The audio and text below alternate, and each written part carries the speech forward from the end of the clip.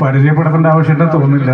എന്നാലും ഞാൻ നമ്മുടെ പിന്നെ വലിയണിയാക്കാണ്ട് നിങ്ങൾക്ക് എല്ലാവരും വലിയണിയൊക്കെ എനിക്ക് നമുക്കൊക്കെ കുച്ചാപ്പ, പിന്നെ മൂത്ത മകൻ കുട്ടിമാക്കാണ്ട് മൂത്ത മരുമോനാണ്. ഞങ്ങൾ ഇന്നലെ ലീവ് കഴിഞ്ഞിട്ട് തിരിച്ചു പോകേണ്ട ആളുകളായിരുന്നു. ഭാഗ്യമോ നിർഭാഗ്യമോ എന്താ പറയണ്ടെന്ന് പറഞ്ഞില്ല. എന്താണെങ്കിലും ആ ടിക്കറ്റ് ക്യാൻസലായി. അതുകൊണ്ട് ഈ പരിപാടിയിൽ പങ്കെടുക്കാൻ പറ്റി. ഞാനൊരു പാട്ട് പാടാൻ വേണ്ടിയിട്ട് ഇങ്ങനെ ഇതായിട്ട് വന്നൊന്നുമില്ല. വീട് പണി നടന്നുകൊണ്ടിരിക്കുകയാണ്. പെട്ടെന്ന് പോകണമെന്ന് വിചാരിച്ചാണ്.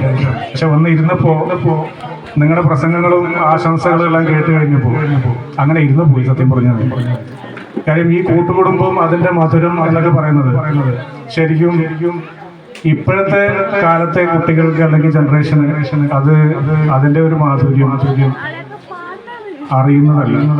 കാലം മാറി. എനിക്കും ഒരു കുടുംബമുണ്ട്. ഞങ്ങളും ആദ്യം എൻ്റെ ചെറുപ്പകാലത്തൊക്കെ ഈ പറഞ്ഞ പോലെ എല്ലായിടത്തും പോകും, വരും വിശേഷങ്ങൾ പങ്കുവെക്കും. പ്രത്യേകിച്ച് പെരുന്നാളിൻ്റെ ദിവസം പെരുന്നാൾ പൈസയൊക്കെ കുട്ടികൾക്ക് കൊടുക്കും. ഇപ്പോൾ അങ്ങനെയുള്ളതൊന്നും കാണാറില്ല. എന്താണെങ്കിലും കല്യാണത്തിന് വേണ്ടിയിട്ട് ഞാൻ പെണ്ണ് കാണാൻ വേണ്ടിയിട്ട് വരുന്നതിന് മുമ്പ് എൻ്റെ ഉമ്മയും അനിയനും എല്ലാം ഇവിടെ വന്ന് പെണ്ണ് കണ്ടു. അതിന് ശേഷം വന്നിട്ട് എന്നോട് പറയാം, എടാ നല്ല കുടുംബമാണ്, അവിടുന്ന് കെട്ടിയാൽ മതി. അല്ല, ഞാൻ കുടുംബത്തിനെ കെട്ടാൻ പോകുന്നത് പെണ്ണിനില്ല. പെണ്ണിനെ കുറിച്ച് പെണ്ണെന്താണെന്നല്ല, നല്ല കുടുംബമാണ് എന്ന് മാത്രമല്ല. ഞാനൊരു 3-4 പെണ്ണിനെ പോയി കണ്ടിട്ടുണ്ട്. അപ്പൊ ഞാനവിടെ ജോലി തിരക്കാലത്ത് സ്വാഭാവികമായിട്ട് പെണ്ണുങ്ങളെ ആദ്യം ഉമ്മേനെ പോയി കാണാം. ഇന്നെ ആദ്യമായിട്ട് ഉമ്മാന്ന് വിളിച്ചത് ഓളൊരു കുട്ടി മാത്രമേ ഉള്ളൂ. അപ്പൊ ഞാനും വിചാരിച്ചു ആയിക്കോട്ടെ, നടക്കട്ടെ, നോക്കാം.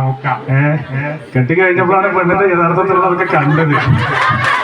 അതുകൊട്ടെ എന്താണെങ്കിലും പക്ഷേ കല്യാണത്തിന്റെ കല്യാണം കഴിഞ്ഞ് കുറച്ചു കാലം കഴിഞ്ഞപ്പോഴേക്ക് ഈ പറഞ്ഞ പോലെ ബന്ധുവീടുകളിൽ പോയി തക്കാരങ്ങളൊക്കെ കൂടി പങ്കെടുത്ത് തിരിച്ചു വന്നു.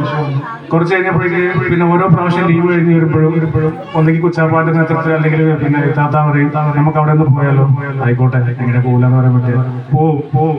ഇങ്ങനെ പോയി സത്യം പറഞ്ഞാൽ എനിക്ക് എന്റെ കുടുംബത്തിൽ ആരൊക്കെയുണ്ട്, എന്റെ ബന്ധുക്കളെയും മുത്താദികളെയൊക്കെ ഞാൻ അറിയുന്നതിലും കൂടുതലായിട്ട് ഈ കുടുംബത്തിലെ എല്ലാവരെയും ഞാൻ അറിഞ്ഞു. ആദ്യമൊക്കെ ഇഷ്ടമില്ലാതെ പോകുന്നതാണെങ്കിൽ പിന്നെ ഇഷ്ടത്തോടെ പോകാൻ തുടങ്ങി. ശരിക്കും ഒരു ബന്ധുവീടുകളിൽ സന്ദർശിക്കുന്നതും അതിന്റെ ഒരു മനോഹാരിതയൊക്കെ ശരിക്കും ഞാൻ കണ്ടറിഞ്ഞു, കേട്ടറിഞ്ഞു, അനുഭവിച്ചറിഞ്ഞു. അതിന്റെ ഒരു സുഖം ശരിക്കും ഇപ്പോൾ ഇവിടെ അനുഭവിക്കാൻ നമ്മളെല്ലാവരും.